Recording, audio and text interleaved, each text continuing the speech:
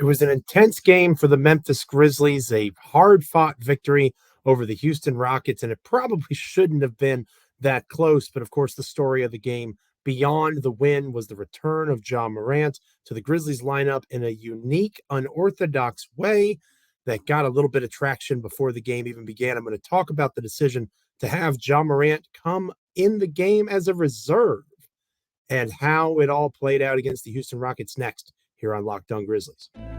You are Locked On Grizzlies, your daily Memphis Grizzlies podcast, part of the Locked On Podcast Network, your team every day.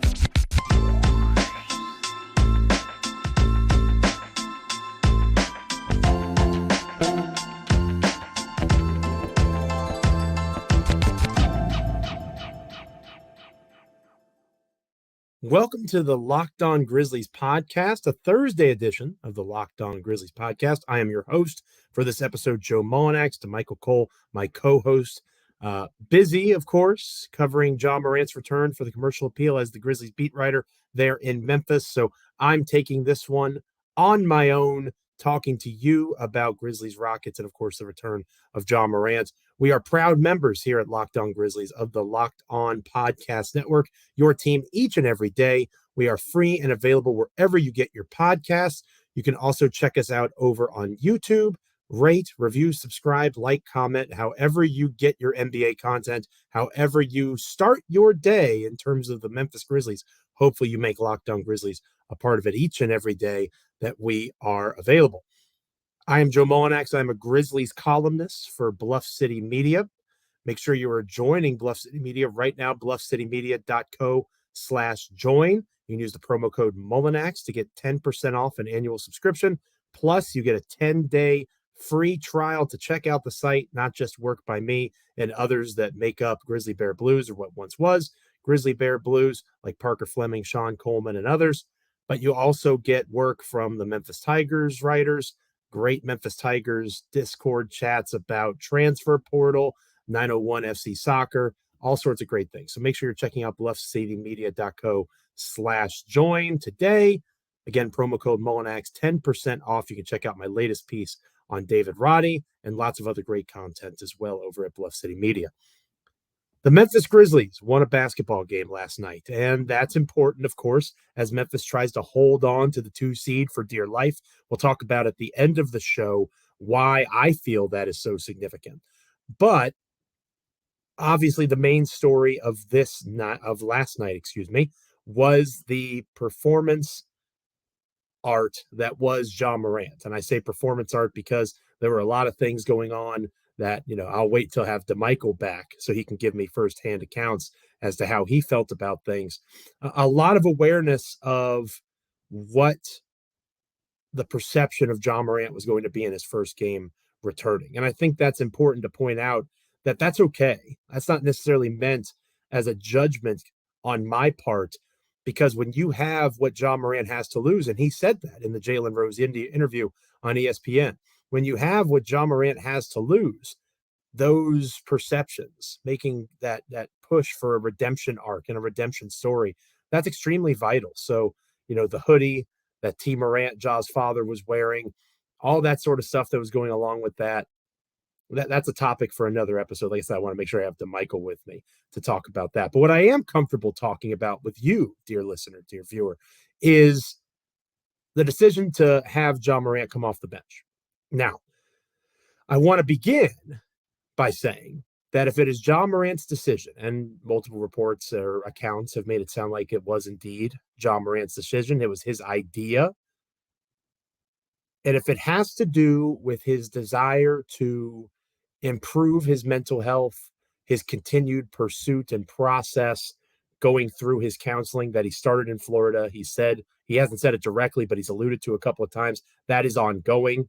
You don't just stop that process. And it sounds like Ja continues it, even though he's not in that facility any longer. If he felt that because he was so overwhelmed by the events of the last few days, the last few weeks, he thought it was important for him to do this. If it was Ja initiated, which it sounds like it was, or at the very least Ja approved, and it helps that mental aspect of things, then I support it completely. I'm not going to be a hypocrite. And now that Morant is back, demand that he start because it's what's best for the Memphis Grizzlies. This is still about what's best for Ja Morant. Where I have an issue with the idea of Morant being a reserve, because it was the first time in the history of Ja Morant as an NBA basketball player that he came in off the bench. Where I have a problem with it is when people try to make basketball arguments for it, because there is no basketball argument for it. The idea that they were playing so well, they defeated teams like the San Antonio Spurs. Oh, by the way, they had to come back from 29 down to win that game. They beat the Dallas Mavericks multiple times. They were wounded multiple times. Luka Doncic didn't play in any of those games.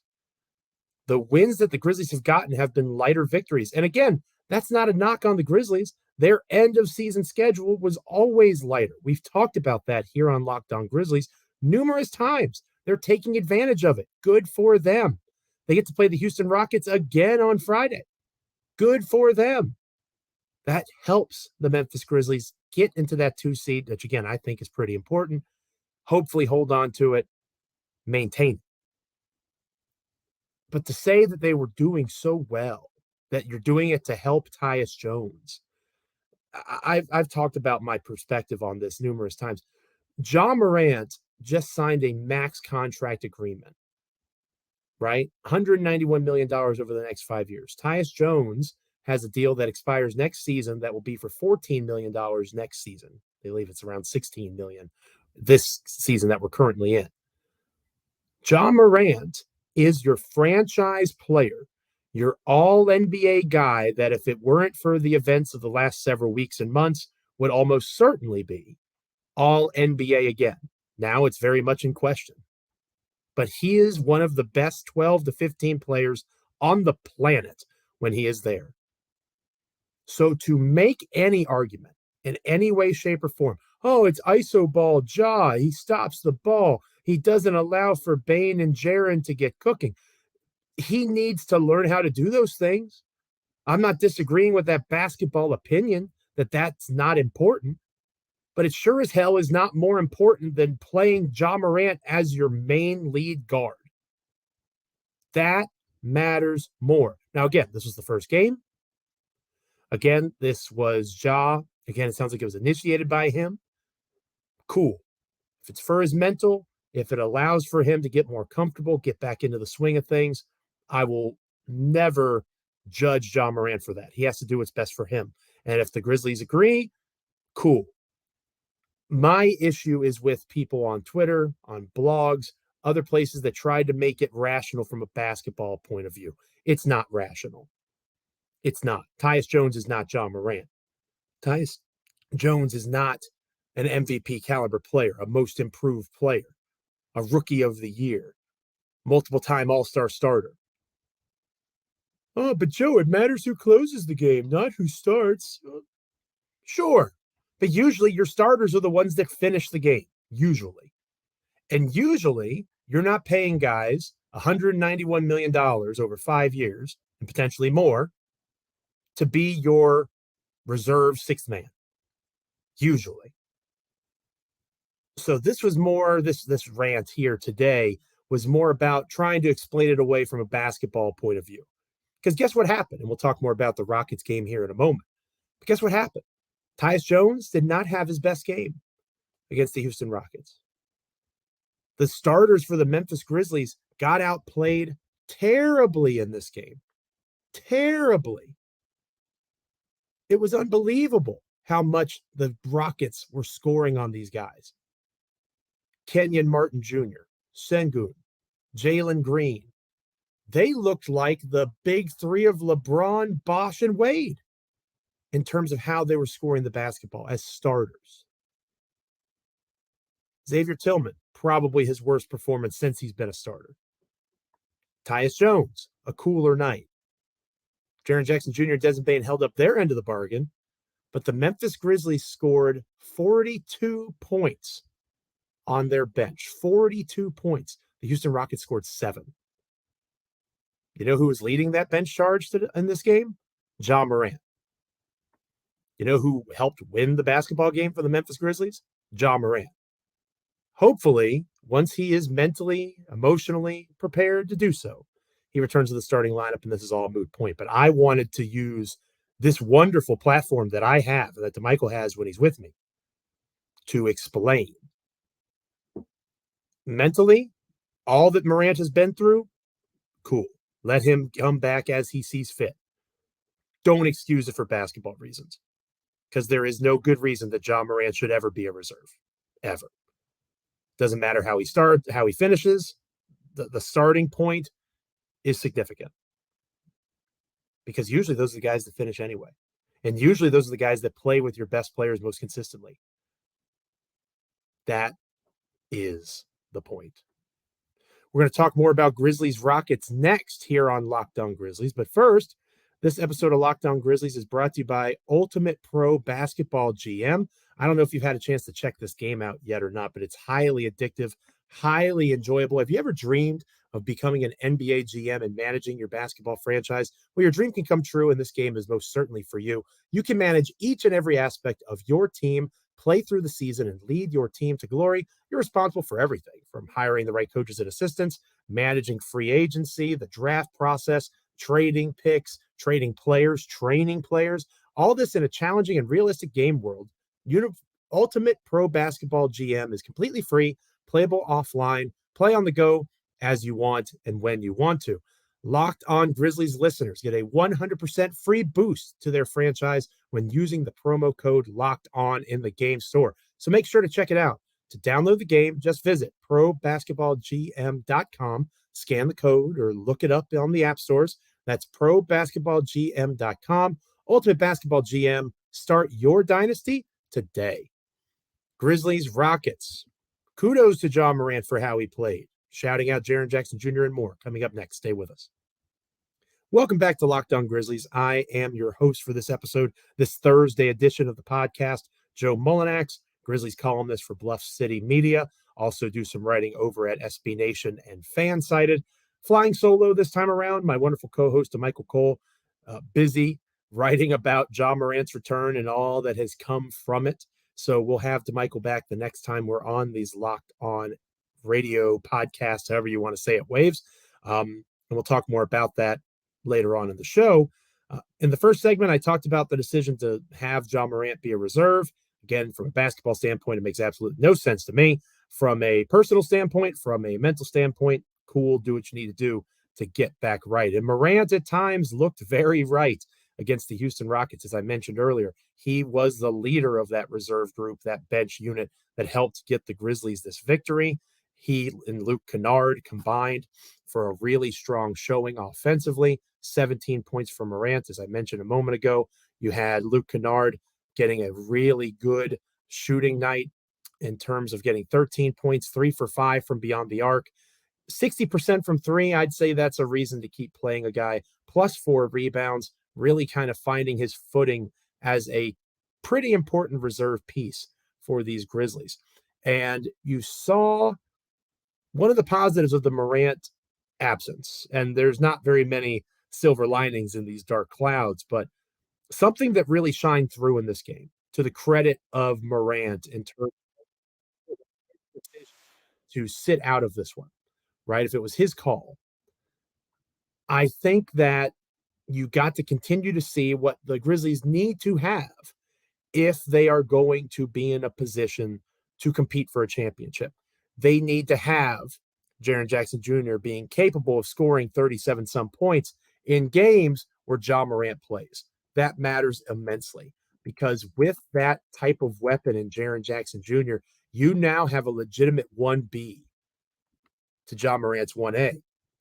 And you have to account for that. You have to account for that talent, that mismatch ability that Jaren has really, in the absence of Ja, he's found himself as a creator for himself. Now, he needs to get better as a creator for others. Way too many turnovers in this one, 4 turnovers. A lot of the times it was because when Jaren gets going offensively, he doesn't very often look for open shooters or cutters off the dribble. He had 2 assists in this game, and that's, kind of on the higher end for him in terms of his average. Consistently, he is more focused on getting going downhill and scoring the basketball when he does so. The next level for him is becoming a creator for others, because you even the Rockets, would collapse on Jaren, knowing that his first and second option were not to pass the basketball when he got to that level in the paint. So that's an area for improvement. But again, 14 of 20 from the field, 37 points, 8 of 11 from the charity stripe. He and Bane combined were 13 of 16. That's so important in a close game. Even in a game like this one against the Houston Rockets, that was a lot closer than it should have been. Houston won the third quarter, 32-26. The Rockets hung around with this Grizzlies team, and it was the Grizzlies defense that failed them once again. Look at these numbers. Jalen Green, 10 of 18 from the field. Alperen Sengun, 11 of 15 from the field. Kenyon Martin Jr., 12 of 18. The Houston Rockets shot almost 52% from the field in this contest, and they only shot 36% from three. So that means they had a ton of success from inside the three-point line. It was a rough night at times for the Grizzlies starters in particular. Anybody that was assigned the defensive matchups with the Rockets, remember Dillon Brooks didn't play in this game. He was suspended for this contest because of him picking up his 18th technical foul. The Memphis Grizzlies missed him terribly, right? They missed him terribly, and people like to get their jokes off about Dillon. Dillon is a vital piece of this defense, not just because of his frame, his ability to defend and be physical, but also because of his study habits. You hear the Grizzlies coaches, Taylor Jenkins and others, the players, they say the most studious guy, the guy that is most consistently watching film, trying to get deep into scouting reports, talking with coaches. It's Dillon Brooks on the defensive end, and he was not part of this process. I think that you'll see on Friday a much different defensive showing from the Memphis Grizzlies with Dillon Brooks back in the fold. I'm not saying it's going to, stop Houston completely, but I don't think that the Houston Rockets will shoot that well from the field. They shot well above their season average offensively. I wouldn't expect that with Dillon coming back in. He almost likely takes it personally that occurred without him on the floor. But the starting lineup did not have the most success outside of Bane and Jaren Jackson Jr. Jaren being that lead scorer, Bane being a closer late in the contest, key putback rebounds on the offensive end, big buckets being made, and Ja Morant deferring a bit to those guys, not necessarily overall or purposefully passing to try to make a PR point.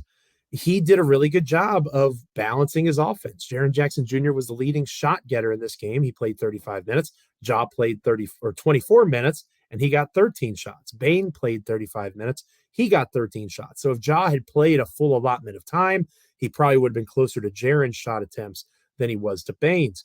And there's only so many shots to go around. And as I mentioned earlier in the show, Ja Morant is your best basketball player. So should he be shooting the ball 20 or so times a game? Yes, he should be. But the key moving forward for this Grizzlies team is how do you reintegrate Morant into a system where both Bane and Jackson have taken leaps? Because you don't need Ja to be call 12 isolation all the time.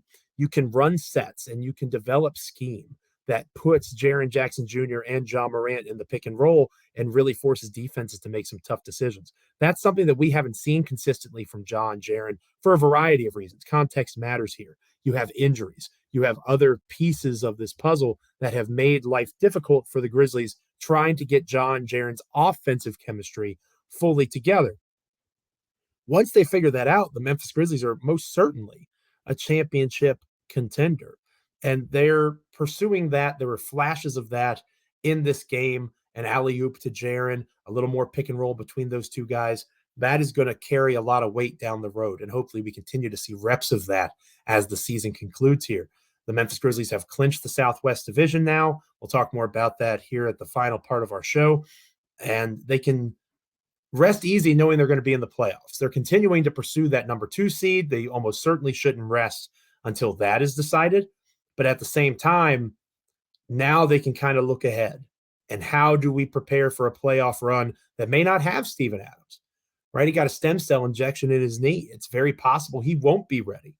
He's the oldest guy on the roster at 29 years old. Maybe he isn't prepared to play going into the first round of the playoffs. And if that is the case, you need Jaren to be able to set those screens. You can't just depend on Xavier Tillman. That's not winning basketball. Winning basketball is making sure your best guys are in positions to make winning basketball plays. No disrespect to X, he's filled in admirably. Your best five right now are probably Ja Morant, Luke Kennard, Dylan Brooks, Desmond Bane, and Jaren Jackson Jr. How do you work in other pieces? That's obviously a very small lineup. Those are all things that Michael and I will continue to talk to here on Locked On Grizzlies, or talk about here on Locked On Grizzlies. But Ja taking a charge late in the game, getting Sengun to foul out, that was massively important. Ja not being the focus because he wasn't a starter. He obviously got the rousing round of applause coming into the game as a reserve in that first quarter, but it was just an interesting way to see how it all played out against a bad Houston Rockets team. It was a game that was way too competitive, way more competitive than it probably should have been. But at the same time, a win is a win, and they get to see the Rockets again on Friday. They'll have Dylan Brooks, back in the fold, and who knows what will happen with Morant, whether he's starter or reserve. Hopefully those minutes continue and increase as he continues to get more comfortable. Next, here on Locked On Grizzlies, we are going to talk about the standings in the NBA's Western Conference as they stand. Again, it's difficult to predict where exactly teams are going to be because of how tight everything is at the below the 4 seed in the Western Conference. But before we go into a long weekend here at Locked On Grizzlies, I do want to give you a brief lay of the land and kind of show you where my head is at in terms of what I'm looking for from potential first-round matchups. But first, this episode of Locked On Grizzlies is brought to you by FanDuel. Obviously, we are in the midst of the most fun time of the year. If you're a basketball fan, especially if you're a college basketball fan, the tournament is heating up. Now is the perfect time to download FanDuel, America's #1 sportsbook. New customers get a no-sweat first bet up to $1,000. That's bonus bets back if your first bet does not win. Just download the FanDuel Sportsbook app, It's safe, secure, super easy to use. Then you can bet on everything from the money line to point scores and three-pointers drained. Plus, FanDuel even lets you combine bets for a chance at a bigger payout with the same game parlay. Don't miss the chance to get your no-sweat first bet up to $1,000 in bonus bets when you go to FanDuel.com/lockedon. That's FanDuel.com/lockedon to learn more. Make every moment more with FanDuel, official sports betting partner of the NBA. We are talking the lay of the land in the Western Conference and how the Grizzlies fit next here on Locked On Grizzlies.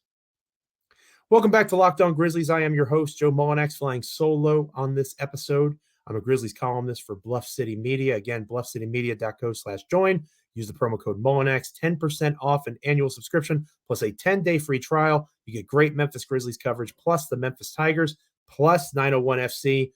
Basically, every sport in Memphis that is played, we are trying at Bluff City Media to get coverage of it for $5 a month, essentially on average, or like I said, it works out to $72 or so a year. If you use the promo code Mullinax, you get pretty awesome coverage of all those sports. So again, that's bluffcitymedia.co/join.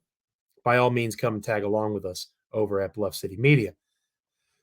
The Grizzlies beat the Rockets. Hooray! They are in a position now where they continue to firmly hold on to the #2 seed in the Western Conference. They are now 2 games up on the Sacramento Kings. The Grizzlies have played 72 games. Isn't that amazing? 72 games down, 10 to go. Sacramento has also played 72 games. They have 10 to go. So a 2-game lead with 10 to go. Obviously, if Memphis collapses somewhere along the line, that is not an insurmountable lead. But at the same time, the Grizzlies have an easier schedule than the Kings do. Memphis has another game against Houston, like we talked about. They have a game against the Magic at home, 2 games against the Clippers at home next week that now will not have Paul George involved. So things are lining up for Memphis to hold on to the 2 seed. And within the next week or so, it's possible they could wrap that up, depending how Sacramento does. But if you look at the Western Conference, the top 4 teams are pretty much set, at least, again, with the Clippers injury. Maybe Golden State gets hot and tries to find a way to pick off the Suns. The 6 seed Warriors are a game and a half behind the 4 seed Suns as of this recording. But the Western Conference top 3 seeds for sure are set. The Grizzlies will not fall below 3 at this stage. The Suns are 6 games back in the loss column of Memphis, again, with 10 games to go. That is probably insurmountable. So the Grizzlies can rest easy knowing that they're going to avoid the Denver side of the bracket. And that is the first piece of this as I look at the Western Conference. How does Memphis, especially with Steven Adams being iffy, Brandon Clark being out, working Ja Morant back into the fold over these next 10 games, how does Memphis avoid a potential second-round matchup with the Denver Nuggets or the Phoenix Suns with Kevin Durant, once Kevin Durant comes back full health. Obviously, if Phoenix falls to the play-in, which is not outside of the realm of possibility, there are only about 2 games up on the 7 seed Minnesota Timberwolves, and again, they're tied with the Thunder. It's really tight down in the second part of the playoff picture. We'll talk more about that. But getting on the side of the bracket where Kevin Durant and Nikola Jokic aren't is something that I'm interested in. The Golden State Warriors are obviously a very good basketball team. They're going to turn it on when the playoffs start. Everybody kind of knows and understands that. But this team is different. It just is. And if they can get Andrew Wiggins back, Gary Payton II, maybe they can kick things into high gear again. But they are not the same team. That road record is extremely important. Maybe it takes the Grizzlies 7 games in a first-round series. I think they can beat the Warriors, and the Warriors would be favored for obvious reasons. But I think that there's a possibility that Memphis can knock off Golden State simply because Golden State's so bad on the road. I struggle to see the Warriors all of a sudden becoming a good road team after such a large sample size, a historically bad sample size. If Golden State was just 500 on the road, if they were a 15-15 kind of team, right, or a 16, 18-18, a 500 team, just that they would be in front of Memphis for the 2 seed if they were a 500 team on the road. They are 9-29 as of this recording, and that's not good, right? So it's hard for me to see them suddenly turn that on. I think Memphis would win in 7. That would be my prediction. And of the teams that Memphis could potentially see in the first round, they are the ones that I would be most concerned about. The Los Angeles Clippers obviously have a ton of talent. They were a preseason favorite to win the NBA Finals. They've underachieved. You have the Minnesota Timberwolves, which the Grizzlies have seen before. Obviously, Rudy Gobert is there now. The issue of Gobert and Towns being together, Anthony Edwards is really coming along.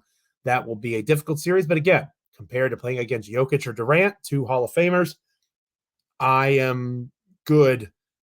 Would rather have that.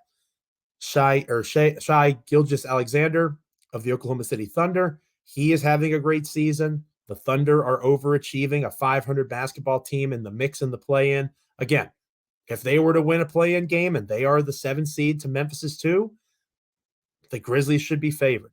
The Dallas Mavericks, Luka Doncic returned and had a major game for the Mavericks. Luka and Kyrie are going to be a problem, but the Dallas Mavericks are going to have a real difficult time defending both Jaren Jackson Jr. and Ja Morant. They are going to be track races, potentially, track meets. They're going to be high-scoring affairs, but I think the Grizzlies have more depth. They are a better team than the Dallas Mavericks. The Utah Jazz are actively trying to not win, right? At least in terms of their roster construction. The team that trots out every night is trying to win, but they acted like a rebuilding team at the deadline. So them floating around, you would imagine that the Lakers or the Pelicans, somebody like that, is going to jump in front. The Trailblazers are 4 games out of the play-in mix with, again, about 10 or so to go, give or take a game for everybody in the NBA. So it's likely that Damian Lillard and the Blazers are done, which is a shame because Lillard is having such an amazing season. But it's probably between the Pelicans, the Lakers, the Jazz, the Mavericks, the Thunder, and the Timberwolves. All of those teams are within a game of each other, which is pretty amazing. And it'll make for a great final couple of weeks here of the NBA season. But I am interested in the Grizzlies holding on to that 2 seed because it gives them home court, obviously, in the second round, assuming the Sacramento Kings win their first round series, which, with the best offense potentially in the history of basketball, that's not too much of a reach, right? I know people like to write off the Kings, but I'm not going to be one of them until I see them get figured out by a good defense. There's been plenty of good defenses that they've cooked night in and night out. So I think having home court against the Kings would be important. Sacramento is a better road team than the Warriors are, 22-14. But again, the Grizzlies have those playoff scars that Sacramento most certainly does not have. I think that would come into play. And then Memphis would find themselves in a Western Conference Finals, and you roll the ball out and you play the best you can, whether it's the Denver Nuggets, the Phoenix Suns. You play ball, you compete as best you possibly can. So you have home court, you avoid Jokic and Durant, assuming that the standings stay where they are. If Phoenix tumbles back to the 6th seed, obviously that would change the calculus a little bit. But it's something to monitor. How does Memphis get in the easiest path to the Western Conference Finals? You can look at the West in one of two ways. You can say it's very parity driven and there's a lot of good teams, or you can say a lot of teams are watered down. I have watched a decent amount of basketball this year, as I do every year. I think I'm leaning towards the latter. I think that the Western Conference is so parity stricken that there are few great teams. There's a lot of mediocre to good teams, and the Grizzlies are one of those great teams when they are relatively healthy. The Steven Adams piece is a significant one. We get an update on him in the next week or two. That's going to matter a lot because if Adams can return and play and be close to himself, I think the Grizzlies, if they're the 2 seed, have a pretty clear path to the Western Conference Finals. Again, assuming the standings stay the way they are. Golden State obviously will be a challenge no matter where they are, but at the same time, I think that it's not the same Golden State team of old, and this could be the year where the Memphis Grizzlies have their opportunity to get that passing of the torch from dynasty to dynasty. You've heard Draymond Green himself talk about how the dynasty will be after you, Dillon Brooks. Well, Dillon's a free agent, and if Memphis doesn't prioritize re-signing him, that could come sooner rather than later. So I think that this could be the run. I think it's possible. I think the health of Steven Adams is paramount to that, and that is probably one of the main storylines, in addition to getting Ja Morant back into the fold over the next week or so for the Memphis Grizzlies. Thank you so much for making Locked On Grizzlies your first listen today. Now make your second listen Game to Game NBA. Every moment, every top performance, every result, Locked On Game to Game covers every game from across the NBA with local analysts and analysis that only Locked On can deliver. Follow Game to Game on Locked On NBA, available on the Odyssey app, YouTube, and wherever you get your podcasts. The next time we are here on Locked On Grizzlies will be Monday. We are taking Friday off. No offense to the Houston Rockets, but since Ja Morant played a decent amount on Wednesday night, I don't think the Houston Rockets need a second bit of evaluation. I'm going to take a day off. DeMichael's going to take a day off. We're going to catch our breath and get ready for the postseason sprint heading into next week. So the next time we see you will be on Monday. We'll talk about the second Houston Rockets game. We'll also talk about the Atlanta Hawks. By then, we should have a better idea of what the reality of Ja Morant is as a starter moving forward. I think everybody assumes that's going to happen, but when is the question. We'll also be able to react to his first road game, going to go into Atlanta on Sunday, how Ja is received, cheers, boos, the idea of the Grizzlies being the most hated team in the league now. We'll talk about that and much more on our next episode. But again, that'll be on Monday. A little bit of a break for us here at Locked On Grizzlies, taking a 3-day weekend. We'll see you next time on Monday's show. Rate, review, subscribe, like, comment, however you do your podcasts, checking us out on YouTube. Thank you so much for making us a part of your experience. Check out DeMichael over at the Commercial Appeal in Memphis. Check out my work at Bluff City Media. It is appreciated. We are so grateful for the continued support. The podcast continues to grow. We get good feedback, good comments over on YouTube. Even when you don't like what we say, or you don't like what I say in particular, it's good feedback and it's appreciated. Continue to do so. Continue to make us part of your Memphis Grizzlies experience. So I'm Joe Mullinax. Have a wonderful weekend. It'll be interesting to see how the Grizzlies and Ja Morant respond against the Rockets a second time and then against the Atlanta Hawks. But we'll save all that for Monday. So until then, have a great weekend. We'll talk to you soon. I'm Joe Mullinax. Stay locked in. This is Locked On Grizzlies.